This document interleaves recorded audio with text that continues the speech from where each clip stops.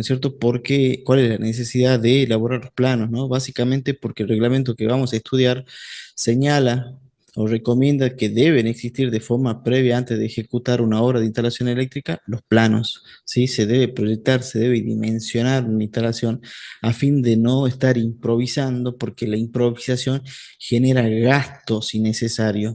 Lo que nosotros vamos a ver en este curso no es solamente cuáles son los criterios para hacer instalaciones eléctricas seguras, que justamente es lo que ustedes y todos nosotros perseguimos, pero plantearse una instalación no es solamente perseguir este criterio, sino 5 criterios generales. Por ejemplo, uno es la economía, ¿no es cierto? Y otro es la seguridad, y otros que ya vamos a ir viendo a medida que vamos desarrollando esta actividad.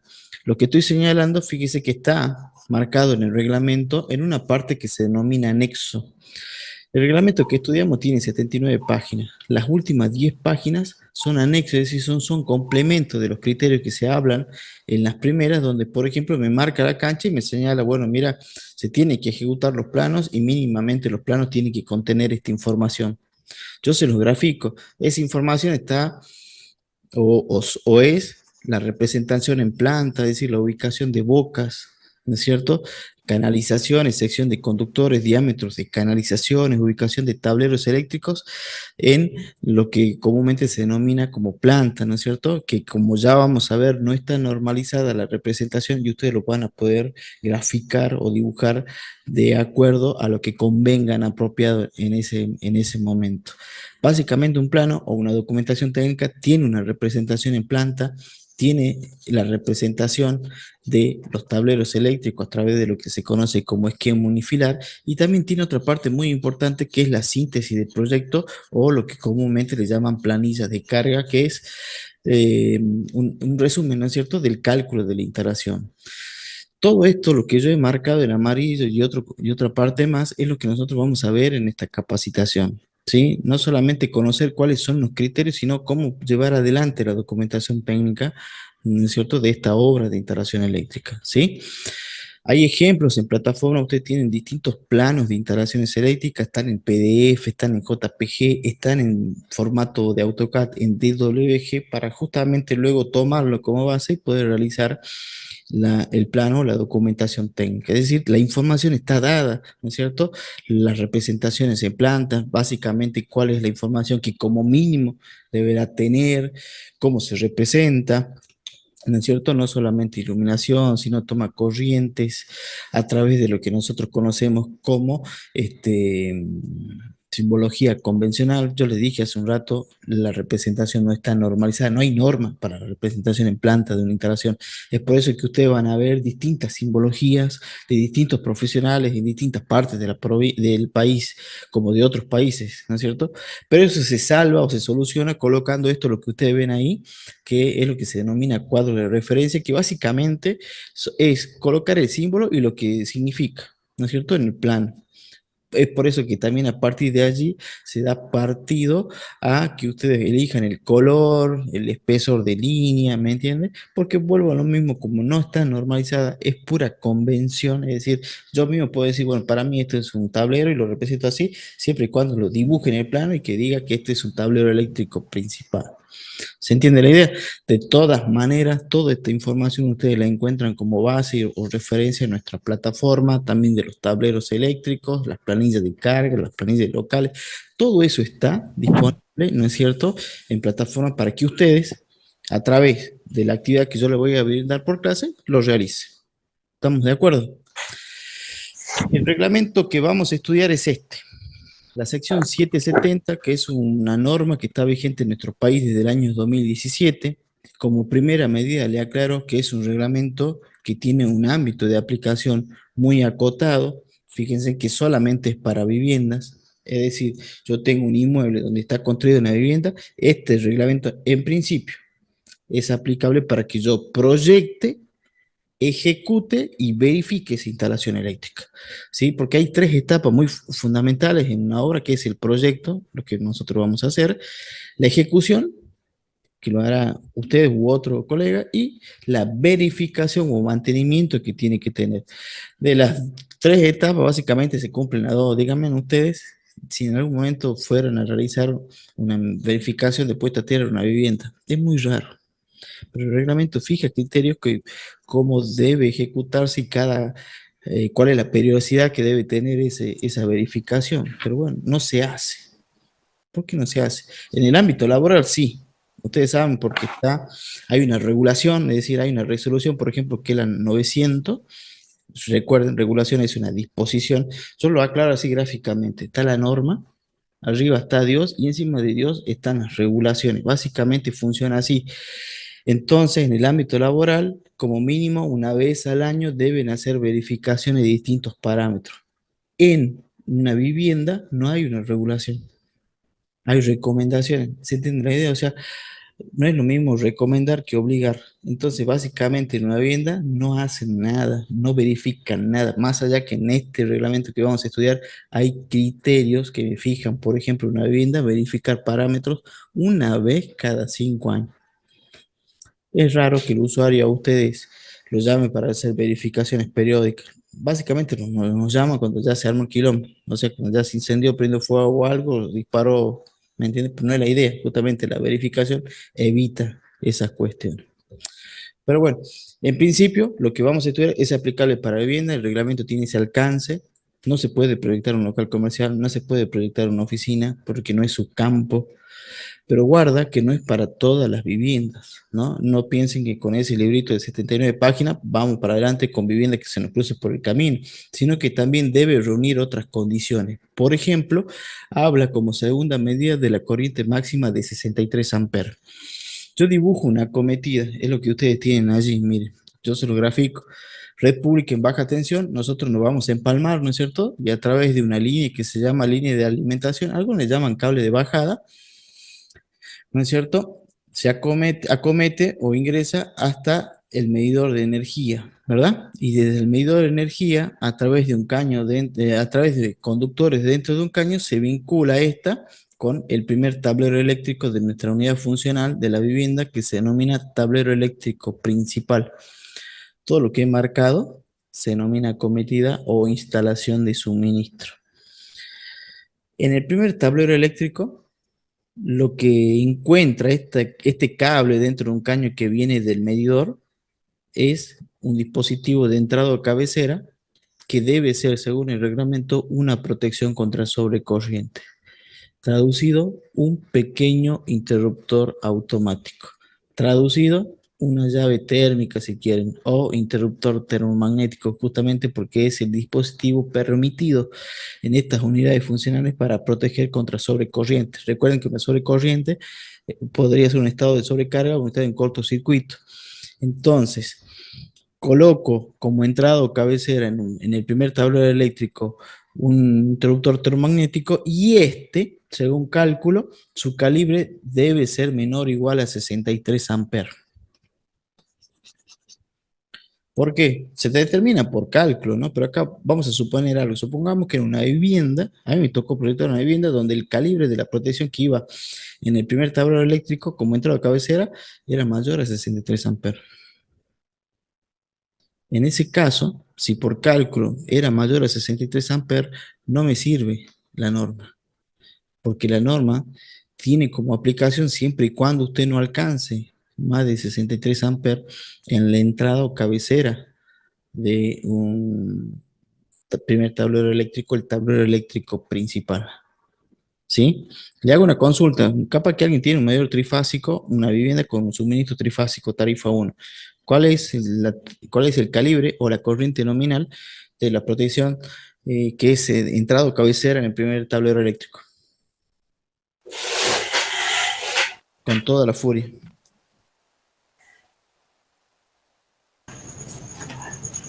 65 por ahí. No le creo, ¿no? Mire, le muestro algo.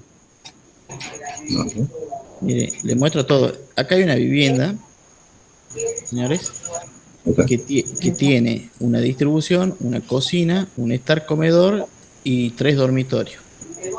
¿Sí? Con baño. Ajá.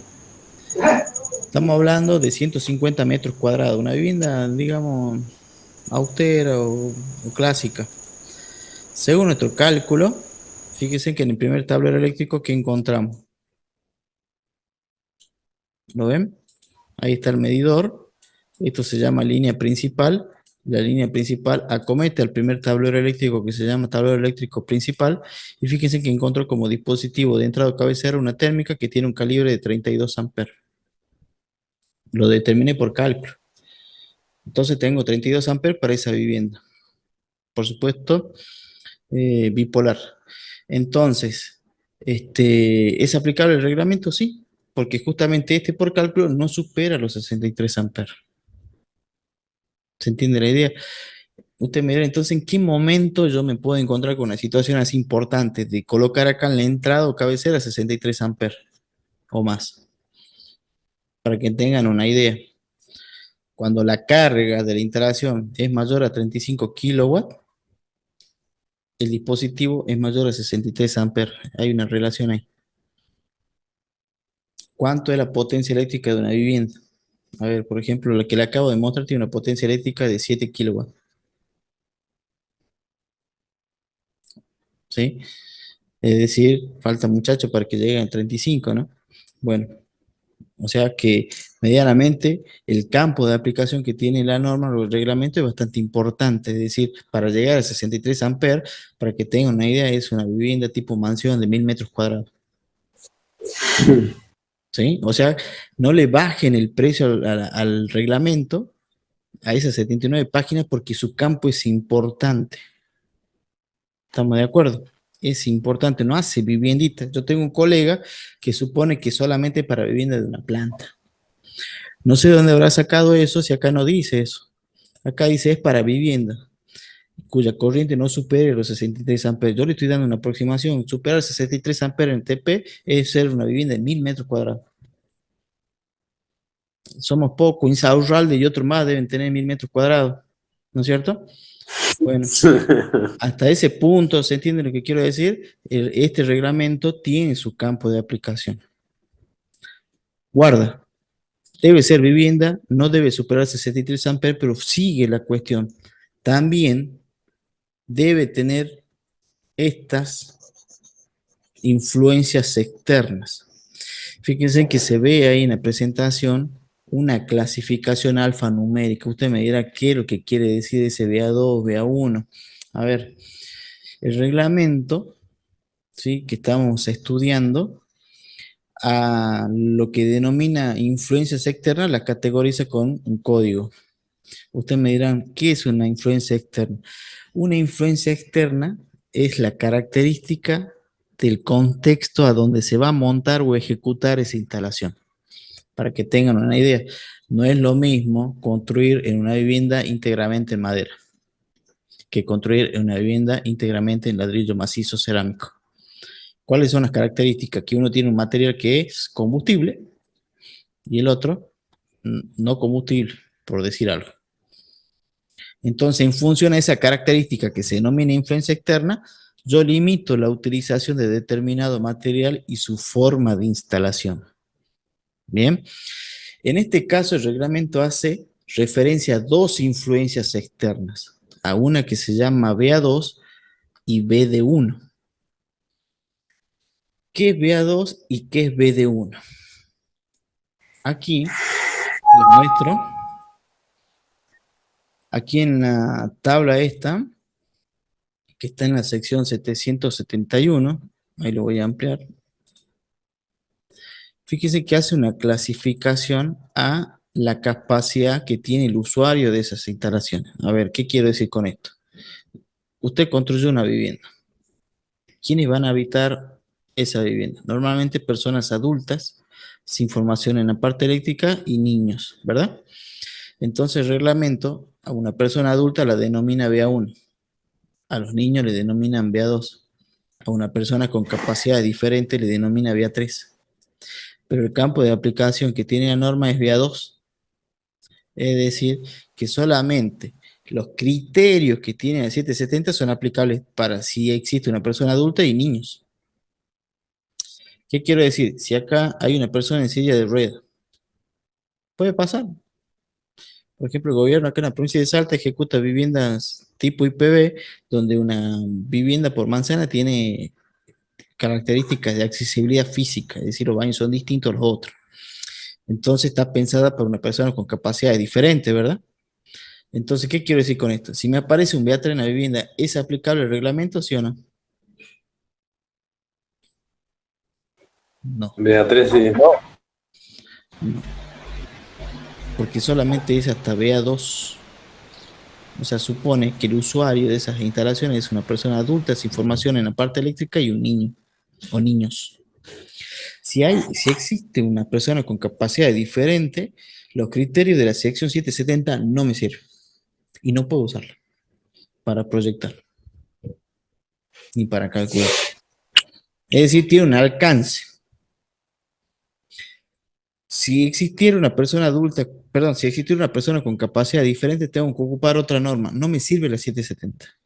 Y ahí aparece la famosa sección 771. ¿Se entiende la idea? No es que esté derogada la sección, no sé, alguien debe ser que ustedes conocen la sección 771. eh, Se puso en vigencia en el año 2006 y es vieja. Algunos han pensado que cuando se puso en vigencia la sección esta que estamos estudiando, derogó la otra, le echó por tierra, no, sino que la otra está expectante a que ustedes no verifiquen al menos uno de los criterios que fija para la aplicación de la 770 para utilizar los criterios de la 771. Ustedes me dirán, che, pero eso, ¿para qué me sirve a mí?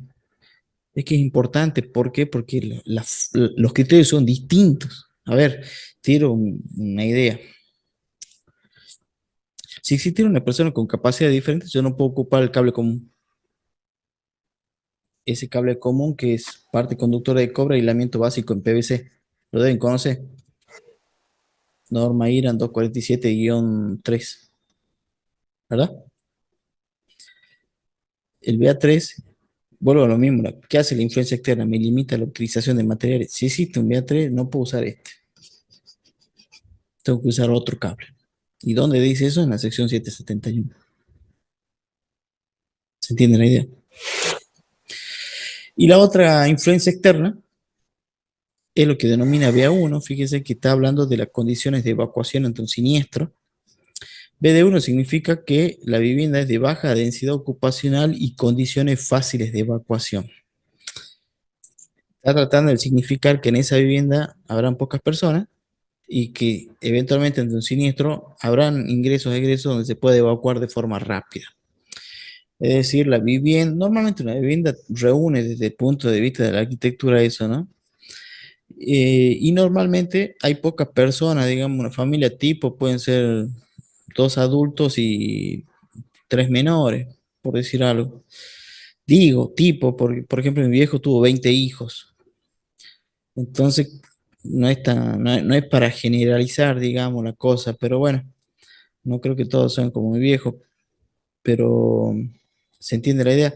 Esto medianamente se está cumpliendo. Lo que tienen que prestarle atención es cuando aparezca un BA3, digamos, porque ahí ya no se puede ocupar los criterios de la sección 770, ¿bien? Porque excede su campo de aplicación. Los criterios no funcionan. Quiero hacer una aclaración antes de seguir. Fíjense en ustedes que en el tablero principal yo hablé que para poder usar el reglamento, la protección termomagnética que es cabecera debe ser menor o igual a 63 amperes. Se determina por cálculo. Lo que no quise decir es que existiera la ubicación de interruptores diferenciales, ¿no? Guarda que se puede poner interruptores diferenciales en el primer tablero eléctrico, pero la entrada, o sea, llega del medidor, lo que encuentra sí o sí es una térmica, no puede encontrar otro dispositivo. Se podrán instalar diferenciales, sí, aguas abajo, pero en serie, de la cabecera o entrada. Bien, aclaro eso porque si no después piensan que uno es antidiferencial y no es la idea. Por último, Ahí la, diga. no, pero el tema de que EDESA lo solicita, que no, en el caso de Bueno, ahí hay que un error, voy a cuando aclarar eso. Aclaro antes de seguir. Les muestro algo que se llama esquema de distribución. Ahí está. La red pública en baja tensión, ¿de quién es? De esa, ¿verdad? Usted se va a empalmar y a través de un caño de bajada encuentra el medidor que se ejecuta sobre la línea municipal, ¿verdad? Después del medidor le sale un cable dentro de un caño que acomete al primer tablero eléctrico. Bueno, todo esto se llama instalación de suministro o acometida. Fíjese que no lo incluye al TP. Y esa instalación de suministro o acometida es ámbito de aplicación de la empresa, prestador del servicio. Ellos le fijan el criterio. Por eso es cuando usted diseña, va, ejecuta la instalación, le dan este plan. Le dicen, bueno, ejecútame así este tramo. Fíjese hasta dónde. Le dicen pared o en pilar, pero hasta ahí nomás, porque es su límite. No tiene por qué exigirle a usted, digamos, si es su límite lo que está arriba, diferenciar ahí, porque le está pidiendo algo que está fuera de su campo. Yo sé, sí, pero si no pongo el diferencial no me va a dar el suministro, pero bueno, están solicitando algo que está fuera de su campo de aplicación. La acometida es de ellos. La acometida es hasta el borde de la protección que es cabecera en TP, pero no incluye ni el gabinete ni todo lo que está aguas abajo. No puede exigir nada. El que tiene el poder de policía de acá, aguas abajo, es la municipalidad, otorgada por carta orgánica. No es de eso. ¿Qué es lo que hace? Por ejemplo, de esa es la empresa prestadora de servicio acá de la provincia de Salta. ¿Qué es lo que hace? Se toma atribuciones porque básicamente hay municipios que no controlan nada. La gente, hasta los dueños de casa te hacen la instalación, ¿me entiendes? Entonces ha ocurrido muertes. Entonces, medianamente pide por pedir, suponiendo que un diferencial, solamente el diferencial puede proteger, digamos, a una persona. Es raro, ¿me entiendes? Pero bueno, en principio es raro. Es lo mismo cuando yo veo instaladores que instalan o colocan el sistema de puesta a tierra y utilizan el gabinete de medidor para ingresar. Está mal. ¿Por qué? Por primero, el gabinete que contiene el medidor no es caja de paso. Yo no puedo hincar una jabalina en la vereda y ingresar por el medidor a la instalación. No, señor, porque este es campo de aplicación de la empresa prestadora de servicio. Tienen que ser ejecutadas dentro de los límites del inmueble e ingresar de forma recomendada por el primer tablero eléctrico. Puede ingresar por otros tableros. Se pide como primera medida por el TP, pero si no se puede por los otros, pero nunca dice por el medidor. Es decir, esa usurpa un campo de aplicación y nosotros también lo hacemos algunas veces cuando ejecutan. Yo no, ustedes, cuando ejecutan sistemas de puesta a tierra y lo acometen por el medidor. Es raro. En principio es raro sabiendo que el campo de aplicación está bien definido, ¿no es cierto?, por el esquema de distribución que le estoy mostrando. ¿Se entiende la idea? ¿Qué hacen algunos colegas? Le ponen el diferencial. Viene el inspector, no sé quién viene de esa, tiene diferencial, te doy suministro. Después lo sacan. ¿Bien? ¿Por qué digo esto? Porque hay casos donde en el tablero principal no es técnicamente necesario la instalación de diferenciales. Yo le muestro un esquema vehicular. La vivienda esta que le mostré recién, fíjese cómo diseñamos el TP. ¿Dónde está el diferencial? ¿Dónde está el sistema de puesta a tierra? Llega del medidor, ingresa, encuentra la térmica y sigue el circuito. ¿Ven? Por eso les digo, no es necesario técnicamente, por eso no lo puse. Y si viene de eso, le muestro el plan, le digo, mira, sí lo tengo aprobado. Verifica la norma. ¿Se entiende la idea? A ver, hay clientes que lo quieren ver, le pongamos, pero porque el cliente más o menos cuando nace sabe que tiene que haber disyuntor o diferencial en el tablero eléctrico. No es necesario, algunas veces técnicamente hablando. ¿Me entiendes? Un tablero así podría estar ejecutado bien. Bien. No sé qué iba a decir, justo me olvidé. No sé si respondí por ahí el comentario ese que hizo el compañero. Sí, sí, sí, se agradece. ¿Sí? ¿Estamos de acuerdo? Después, en el caso, digamos, de usar un disyuntor y usar un termomagnético, como están, digamos, los dos juntos, cómo tienen que ser, digamos, el amperaje de uno con el otro. Bueno, cuando calculemos interruptores diferenciales, vamos a ver, pero respondo algo. Está bueno eso lo que me preguntan, ¿no? Bueno, hay gente que ya se dedica a esto. Eh, lo que usted me dice, cuáles van a ser las características del interruptor diferencial, tanto su calibre como su sensibilidad y otras hierbas, ¿no? Yo les cuento algo y le anticipo. El cálculo de la corriente nominal o del calibre del diferencial se puede realizar en función a dos criterios. Yo lo que noto mucho es que el instalador solamente se dedica a uno de ellos, que es el aguas abajo, que hace, va sumando cuáles son los calibres de las térmicas que están en la salida, ¿verdad? Y con eso determinan este calibre. O bien tienen una reglita que dice que por diferencial tres térmicas y no más, digamos, no sé dónde surgió eso, pero bueno, es raro. Hay dos criterios. Por ejemplo, el calibre, el que yo siempre ocupo es el primero, que me dice que yo defino el calibre de diferencial de la siguiente forma. La corriente nominal del diferencial debe ser menor o al menos igual de la corriente nominal de la térmica que está ubicada aguas arriba de él. O sea, miro para arriba, me fijo que tengo, porque primero calculo la térmica. Calculo la térmica de ese circuito, supongamos que es de 25 amperes. Entonces, yo lo que tengo que hacer es poner un diferencial cuya corriente nominal sea menor o igual, perdón, mayor o igual acá, yo me confundí, mayor o igual al calibre del interruptor electromagnético que está ubicado aguas arriba y en serie. Es decir, si este era de 25, puede ser de 25 o de 40. ¿Se entiende la idea? No miro para abajo. Por más que tengan muchos acá, muchas salidas, ni las miro, porque es una forma de determinar la corriente nominal.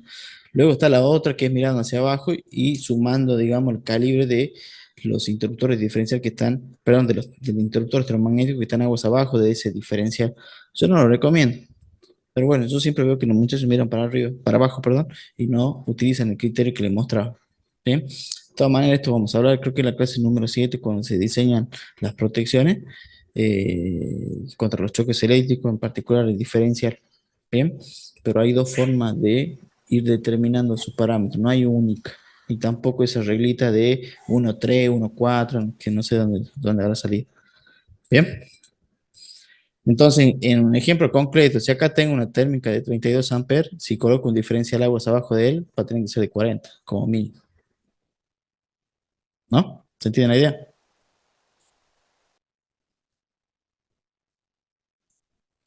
Señores,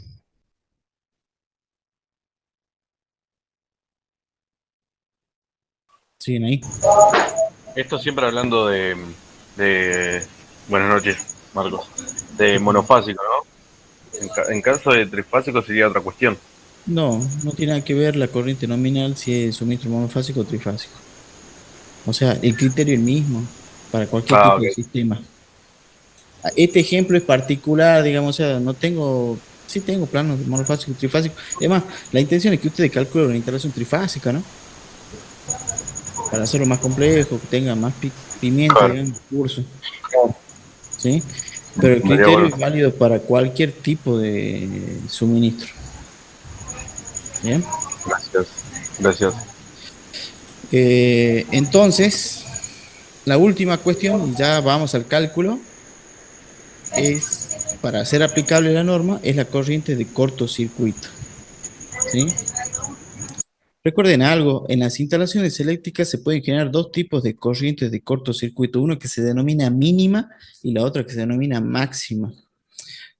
Ustedes la conocen, en algún momento habrán hecho macana. Si unen una fase con un neutro, ¿qué se genera? Un cortocircuito, ¿verdad? Ese cortocircuito se denomina mínimo. Es el cortocircuito de mayor probabilidad en una vivienda. Si vinculan las tres fases simultáneamente con el neutro, se genera un cortocircuito y ese cortocircuito se denomina máximo. Es de menor probabilidad. Es muy raro. Tiene que ordenarte un gato más o menos como para que tenga este tipo de cortocircuito. Para hacer aplicable el reglamento, uno tiene que determinar que el nivel de cortocircuito máximo en los bonos de entrada al medidor sea menor o igual a 10 kA. A ver, ¿cómo hago eso? Si es un curso de proyecto, la obra no existe, ¿no es cierto? La obra no existe, estamos trabajando sobre un supuesto. O sea, lo digo porque hay gente que dice, no, yo voy a ir a medir. Si no existe la obra, ¿cómo calcular, cómo va a medir el nivel de cortocircuito acá? Bueno, el reglamento tiene un método simplificado para calcular corrientes de cortocircuito en cualquier punto de la instalación. A mí me interesa el medidor. Si yo determino por cálculo que eso es menor a 10.000 amperes, es aplicable la norma. ¿Eh? Si es mayor, no puedo usar la 770. ¿Estamos de acuerdo? Esa es la cuestión formal que tenemos que tener presente para recién calcular, o sea, cuáles son los límites, cuáles son los alcances que tiene la reglamentación para ser aplicable. Bien, porque si no, uno agarra el libro y ya se siente Maradona, digamos, que quiere ir así por el mundo, te van a hacer por delante, calculando todo lo que viene, digamos, y no es así, tiene un límite, hay un alcance. Bien, empezamos con el cálculo. Calcular básicamente es dimensionar sus partes. Yo le mostraba un esquema de distribución, la acometida o límite de o instalación de suministro, nosotros no la diseñamos, no la calculamos, ¿no? ¿Por qué? Porque lo hace la empresa prestadora de servicio, porque es su campo. El reglamento que nosotros estudiamos es aplicable desde el primer tablero eléctrico aguas abajo. O sea que vamos a dimensionar tableros eléctricos, circuitos seccionales y otros circuitos. ¿Sí? Porque el otro ya está. A la empresa vos le das la carga, o sea, la potencia que va a demandar tu instalación y te da un plano típico de estas características, donde te indica cuáles son las secciones de los conductores, diámetro de canalización, el diámetro del caño, tipo de bajada que va a tener, medidas del gabinete que va a contener el medidor, todo te lo fija porque es su campo. Ellos ya realizan esto en función de un reglamento AEA, que es la EA 95-150, que nosotros no la tratamos porque, bueno, excede. ¿Qué excede? Excede la responsabilidad del usuario.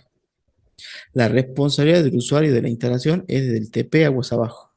No sé si en algún momento, cuando ustedes se han quedado sin luz en su casa, han llamado a EDESA o a la empresa prestadora de servicio y ellos han mirado esta parte nomás y no han detectado nada y le han dicho, che, llama a un instalador matriculado porque el problema lo tenés vos. Ahí se marca los campos de aplicación. ¿Estamos de acuerdo? ¿Cómo empieza el cálculo? ¿Cómo se dimensiona una instalación?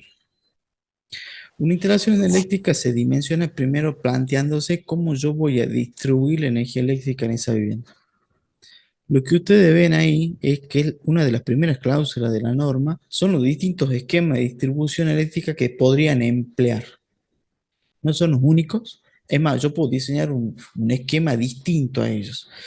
Yo le voy a hablar sobre fíjense sobre el 7. ¿En qué momento ocupo yo el esquema de distribución 7? Fíjense que me habla de un solo empalme o entronque a la red, que aguas abajo tengo un gabinete que contiene 3 medidores de energía, que de él se desprenden 3 tableros para cada unidad funcional.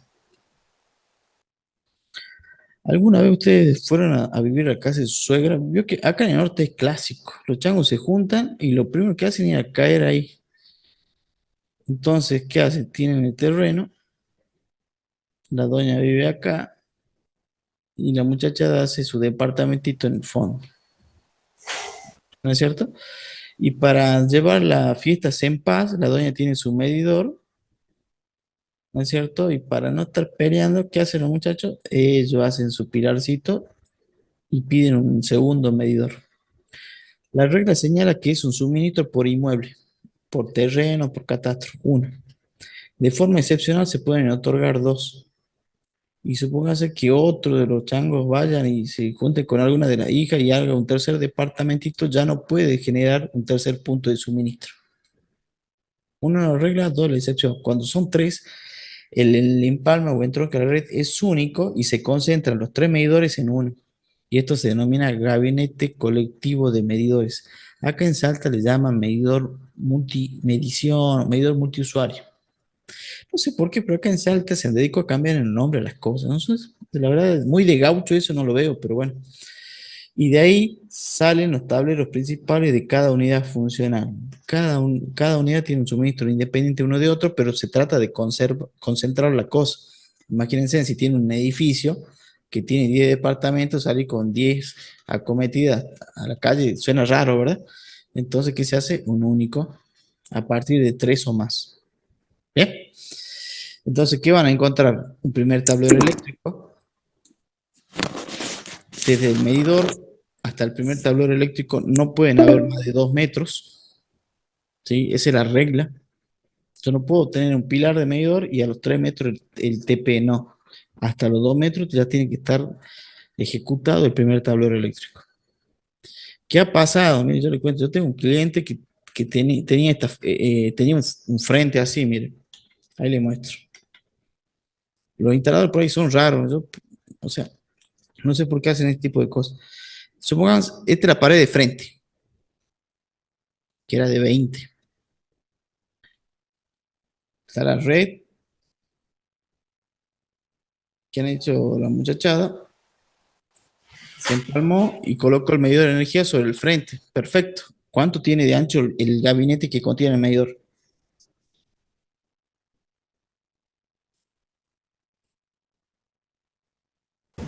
Según si es trifásico, Tiene un monofásico, número. 20, 20. O sea que 25. ya el gabinete ocupaba el ancho de la pared, ¿verdad? Sí, Y al instalador se le ocurrió poner el TP a la espalda del gabinete. Entonces, ¿qué le hizo? ¿Un dado yo, acá?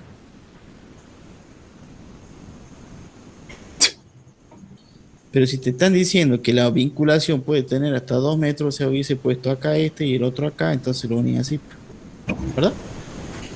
sí. Es más, esto es la regla.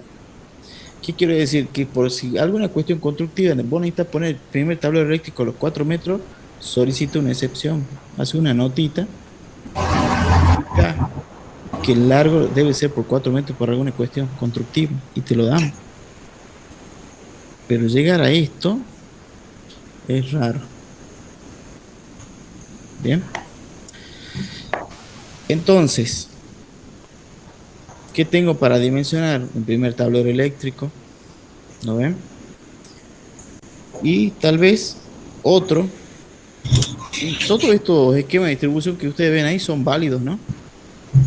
Yo lo que noto mucho es que al primer ejemplo le bajan el precio y he escuchado que hasta dicen que ya no se usa o no se permite. No sé si pueden apagar el micrófono. Por ejemplo, el medidor, el esquema 1, que tiene un solo tablero eléctrico. Hay mitos que dicen que ya no se usa. Y es raro llegar a esa conclusión. Por ejemplo, a mí me pasó, yo ejecuté una instalación eléctrica, este era el terreno, y la vivienda estaba sobre el frente en un ángulo, era una vivienda que tenía 6 por 6 más de eso no tenía. Entonces, ¿qué le hice? Sugerimos el esquema 1, la red, medidor, un solo TP y de ahí se distribuían los distintos circuitos para las bocas que tenía. Ustedes se imaginan poner primer TP, tablero seccional, otro tablero y de ahí empieza a distribuir. Es raro, ¿me entienden? O sea, el esquema 1 está ahí, sirve, funciona. ¿Qué es lo que tienen que ver ustedes? La economía. Pues yo no puedo plantear esquemas o formas de distribuir que generen gastos innecesarios. ¿Eh? Otro criterio de las instalaciones. Otro caso, un centro vecinal de la ciudad que tenía un saloncito nada más de 5 por 6. ¿Me entienden? Apenas, ellos hacen empanada para comprar para el cable. Yo no puedo ir y decir, che, no, distribuamos la energía con 3 tableros. ¿Se entiende lo que quiero decir, no? Es raro. Son planteos que si bien funcionan, económicamente no son viables para el usuario. Claro, profe, le puedo hacer Sí, una acotación. diga. Eh, a mí me pasó también que yo le planteé de esa manera el esquema 1 como para ahorrar plata, pero bueno, lo que me decían era que ellos preferían tener todo a mano por si cortaba la luz, por si pasaba algo, qué sé yo, que pam. Entonces ellos preferían tener las térmicas, el tablerito dentro de la casa y no afuera, para no salir afuera por comodidad. Bien, Pero yo le había propuesto justamente eso, un disyuntor y una térmica general para la casita, que no era muy grande también. bien.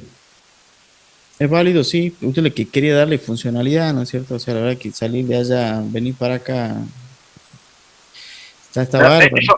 Ellos mismos en realidad me dijeron Sí. eso, porque yo le propuse este esquema más austero, por así decirlo, que tiene la misma protección y que tiene la misma funcionalidad, pero bueno, ellos mismos me dijeron que no, que lo querían ahí como todo más a mano, digamos. Bueno, a ver, yo le cuento, le respondo así. Yo el otro día fui al médico, tenía estrés, eso que está de moda ahora. Y cuando el médico me iba recetando, yo le decía, "Che, ¿qué tal si me da esta pastilla?" Entonces lo hago, y agarro la receta y me la rompe. Dice, al final, ¿quién es el médico? ¿Sos vos o soy yo? Vos venís porque supuestamente yo sé que te puedo curar. Sí, también tienes razón, disculpa. Bueno, el usuario medianamente debería seguir nuestro consejo, ¿no? Pero bueno, ¿qué es lo que pasa?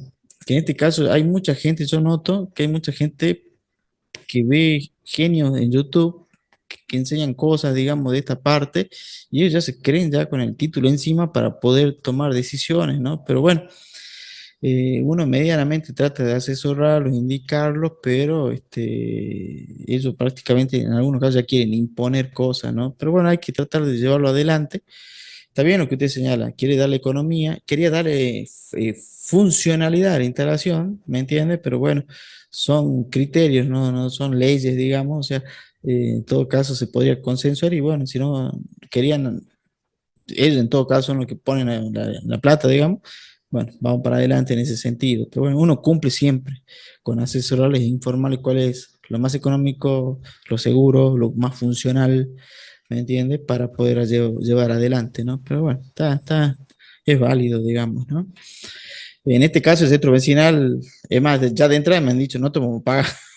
Bueno, le digo, sí, le voy a colaborar, eso es lo que querían escuchar, sí, sí, sí. Bueno, así que no podía plantear yo una instalación que no iban a poder ejecutar. Además, todavía siguen ahí.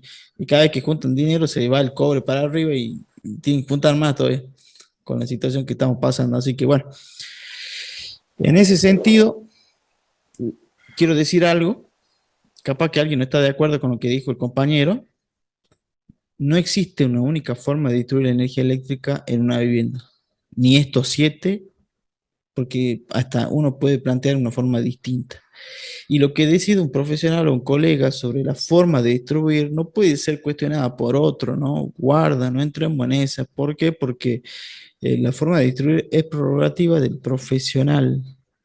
Capaz que a otro no le guste, pero que no le guste no significa que no esté bien, ¿no? Guarda, porque todos los esquemas de distribución están permitidos.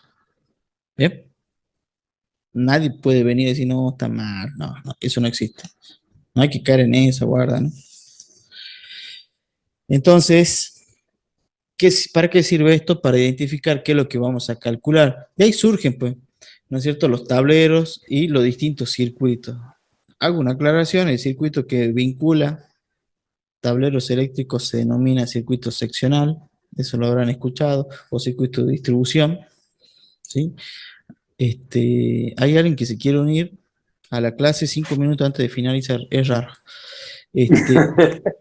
Es raro, señores, pero creo que se avisó con tiempo y forma, pero bueno, por respeto a ustedes sigo. Y los circuitos que se derivan de los tableros y se vinculan con bocas de salida se denominan circuitos terminales. Bien, lo aclaro porque de acá en adelante el reglamento se maneja en esos términos, por decirlo así. Hago una aclaración. ¿Qué es un circuito terminal? Es un circuito que se deriva de un tablero y se vincula con bocas. Y ahí surge la pregunta, ¿qué es una boca? Una boca, el mismo reglamento lo define como un punto de un circuito terminal que se vincula con un aparato utilizador o carga. A ver, si usted tiene un tablero, deriva una línea que se electrifica con octogonales donde van a ir vinculadas luminarias, y evidentemente una cajita donde irán los puntos de efectos, solamente estos puntos son bocas, ¿no? Ahí donde se vincula la carga. El punto de efecto es un extremo, pero no se considera boca. ¿Sí? Lo digo porque por ahí alguien de ustedes que se dedica a hacer obra va a decir, no, che, pero yo cobro todo esto como una boca, está bien. El reglamento fija criterios para poder calcular una instalación, no para costearla, no para cotizarla. No es válido para eso. Bien, tiene un alcance, tampoco no le adjudiquemos todo, no es la Biblia. Bien, entonces, en ese sentido, esto es una boca. No es ni la caja de paso, ni la caja de paso y derivación, ni la caja que contiene el efecto. Es esto, y no importa la cantidad de módulos, porque boca no es el módulo, vuelvo a lo mismo para la norma, ¿no? Boca es la cajita esta que está ahí detrás, donde le llega el caño con los conductores. Tenga 1, 2 o 4, todo eso es una boca. Y lo mismo para luminaria, no importa la cantidad de lámparas, sino, vuelvo a lo mismo, boca es solamente la cajita esta donde le llega el cable de donde esto se va a vincular o conectar. ¿Estamos de acuerdo? Hay una consulta. Diga. Cuando se trabaja con discroica, si se ponen muchas discroicas, Ya sabía que me iba a decir eso. comúnmente se debe poner muchas para iluminar. ¿Está bien? Cada discroica es una boca, digamos. Para el cálculo. Ya del amper que sea. No importa eso, porque no, la definición de boca, mira, esto lo que está acá, marcado ahí arriba en azul, es la definición de la norma. No te habla ni de la intensidad, ni la potencia de la luminaria, de la lámpara que va a la no, no. Donde vos la vincules, eso es boca. ¿Sí? Guarda, no te asustes, digamos, en el sentido de que, porque colocas 100 lamparitas de dicroica, son 100 bocas, o sea, el cálculo te va a salir importante. No, no tiene nada que ver, sino que a los efectos de cálculo, para poder asociar un criterio, ese punto o esa dicroica, como vos le llamas, va a ser una boca. ¿Bien? No le bajen el precio a la cuestión. Estos son los criterios. Alguien me dijo, che, pero yo no estoy de acuerdo. Yo tengo un profesor de la escuela técnica que ahora, bueno, los dos somos profesores, y él no está de acuerdo con lo que dice la norma. Entonces yo le digo, yo una vez mando un mail a la norma, a la IA, y me han respondido, no se quejen si no se quejan. O sea, el profe tuvo su oportunidad, y cuando estuvo redactándose la norma para poder poner su queja sobre la mesa, pero no lo hizo. Salió la norma y bueno, si no le gusta, bueno, tuvo su tiempo.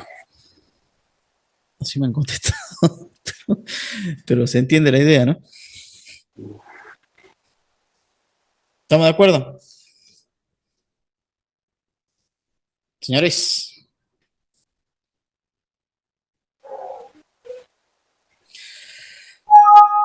Hasta acá la clase del día de hoy. Espero que esta introducción al tema les haya parecido bien. Van a recibir la grabación por WhatsApp. Les pido que ya soliciten los planos para poder trabajar, porque ya a partir de la próxima vamos a empezar a calcular, señores, y les voy a asignar tareas. ¿Bien?